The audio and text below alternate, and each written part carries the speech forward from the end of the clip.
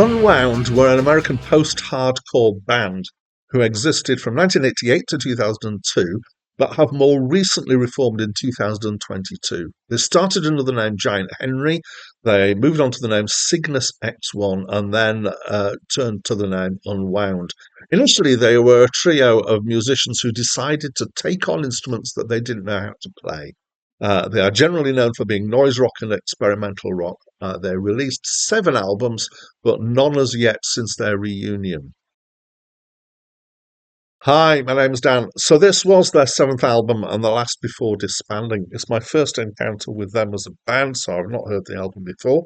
It's a double album, just under 1.25 hours long. It's quite long. Acclaimed Music labels this as indie rock, post-hardcore. I'm not really sure, but I'm fairly sure I don't know what post-hardcore means. Wikipedia labels it as indie rock, post-rock, post-hardcore, psychedelia, and noise rock. Wikipedia tends to, in its listing of genres for an album, tends to list all the different genres that separate tracks could be regarded as being. So it tends to give a kind of broader view of stuff. Um, I I'm going to claim that I would describe this as being post rock with math rock elements. I'm actually going to use the word drone quite a bit on here as well. So I didn't really know what to make of it, and that's not in a bad way. I think it's because it doesn't kind of immediately easily slot into something in my head. It's um, would I claim it's challenging? It's certainly challenging my descriptive powers, and we'll see how how I get on with it. So it does have drone-like elements to it. It's got a time frame which is wider than a lot of music, so it definitely kind of has a spacious feel, not just in terms of space, but in terms of time space. And it has something in common with space rock, which I kind of connect with giant rock somewhere in my head, but I wouldn't call it space rock. But it has a similar effect in some ways. It gives you this kind of expanse of music to listen to. Um, but then, quite a lot of the time, there's also, along with this, a complex interplay of drums and other instruments.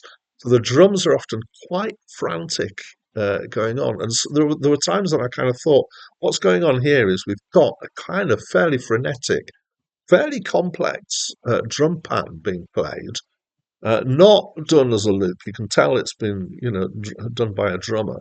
And then there's kind of more expansive drone-like stuff floated over the top of it. So the thoughts just come to me. It's a bit like a swan. You've got stuff kind of paddling around underneath that goes fast, and then this kind of serene exterior over the top.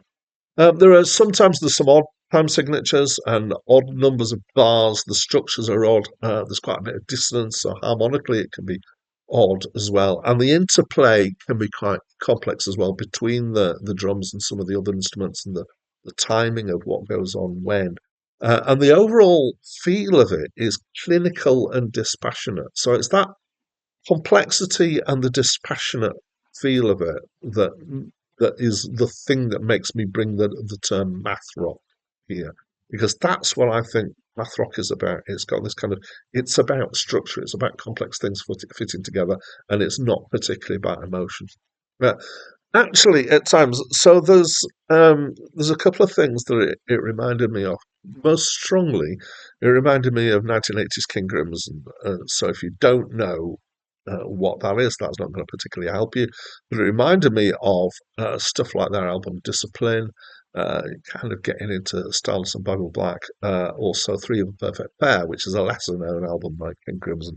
But they went into this phase that um, the Robert Fripp, who was the lead guy for King Crimson, compared it with gamelan music from, I think, Indonesia, which was about interplay of stuff, and angular textures. So this is a lot of that kind of feel at times, but it doesn't feel as clean and as kind of shiny and rich. It's got a bit of a dirtier and looser feel to it.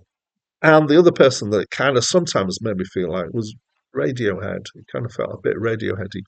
but more spacey than either of those. I keep mentioning the drone elements. Sometimes there's bits of kind of contemporary classical minimalist feel. So I was reminded of people like Michael Nyman and stuff, but there's just a lot of different stuff coming in, but it's all got this smoothness to it and expansiveness to it. There's some use of classical strings like cello, and I think this is this is a thing that I associate with post rock, particularly is a use of classical instruments in there. So maybe that's where that appellation comes from. There's quite a bit of reverb. The production leans towards feeling quite lo-fi. It's got a feel of like being in a tunnel. In fact, I feel like the thought of being in a tunnel, so it's echoey, and it being quite, you've got this kind of continuum feel to it, but at the same time, it's got a frantic feel at times, as if you're hurtling through a tunnel quite quickly. That, to me, kind of describes the feel of this album quite well, I think. The vocals contribute to this by being pretty monotonous. Sometimes they're very quiet. Sometimes they're very much focused on a central note. They're somewhat dreamy, in fact, probably more than somewhat dreamy, quite kind of dream poppy. Not that the rest of it is. Maybe you could say shoegazy for the vocals. So the whole thing's about textures and feels and continuums. It's not really about tunes and chord sequences. They do crop up. And it leads to be, I would say, best enjoyed semi-concentrating on it. So, like some of the kind of not very ambient stuff, but ambient stuff and trance stuff and things like that. It's got quite a bit in common with that. I'm going to kind of bring up, have I mentioned krautrock already in this um, context? Don't know, can't remember. Maybe a bit. So it's unusual, but I found I quite liked it.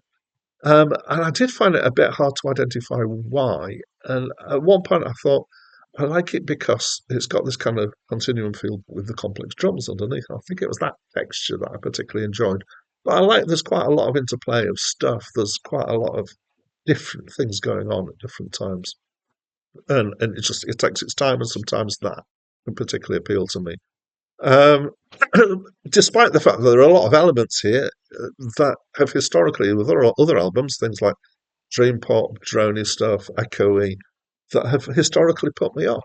So I guess it means that those things don't necessarily always put me off. So yeah, I quite liked it. So coincidentally, this was not planned whatsoever at all.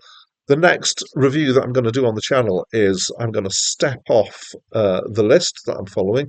I do this occasionally, and I do it about 1 in 10. In fact, fairly strictly 1 in 10, to be honest. And the one that I've got lined up, and I haven't done it on purpose, is Three of a Perfect Pair by King Crimson. But that's it from me for now.